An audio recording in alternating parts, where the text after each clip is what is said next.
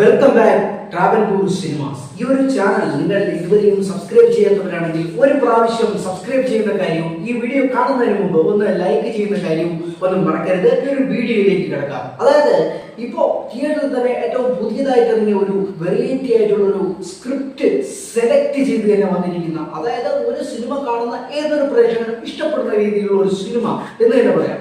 സൂക്ഷ്മ ദൃഷ്ടി.